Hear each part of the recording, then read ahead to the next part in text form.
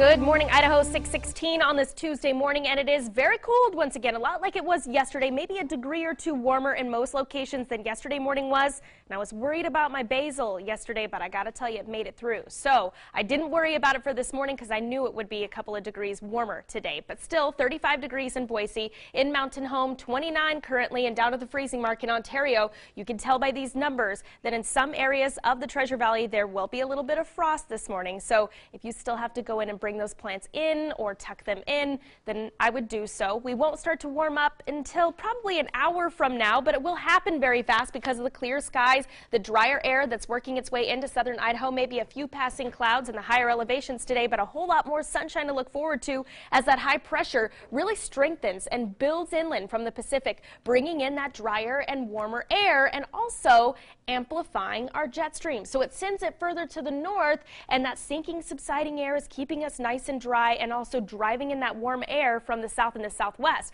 But typically our warmest temperatures when we get a ridge like this will be just west of the axis. So after the axis, the line directly through the middle of that hump passes through our area, that's where we see the warmest temperatures. However, once that axis passes through Boise, this ridge will weaken a little bit. So the temperatures that we get in Boise won't be quite as warm as they would have been when they pass through Medford, expecting maybe the low, even the mid 80s in central Oregon. So those coastal areas are really going to boost up the temperatures. We do see a lot of sunshine again, though, so that is the good news. I want to run you through Futurecast. The clouds just circumnavigating the Gem State. It looks really beautiful, and look at the temperature forecast. Mid 60s for Boise today. We bump it up to 79 as we get into Thursday, and look at Medford, mid 80s. Really incredible. So again, those warmest temperatures next to the coastal areas of the Pacific Northwest. I want to show you the Treasure Valley forecast for today. We are expecting those mid 60s, as I said. Light winds. It will feel so much nicer outside, especially because we won't have to factor in the winds we had yesterday.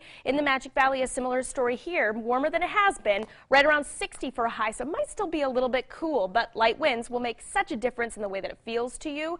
Get out in the sunshine, it feels 10 degrees warmer than that temperature reads. In the Long Valley, mid to upper 50s. It is so nice in our mountain areas, and that includes the east central mountains as well. And a quick look at my On Your Side extended forecast shows the warmest day of the week in store for us as we head into Friday. 81 degrees, slight cool down for the weekend, but really still pleasant weather in store for us as we get into Saturday and Sunday. Now, we've been talking about it all morning. We talked about it yesterday morning.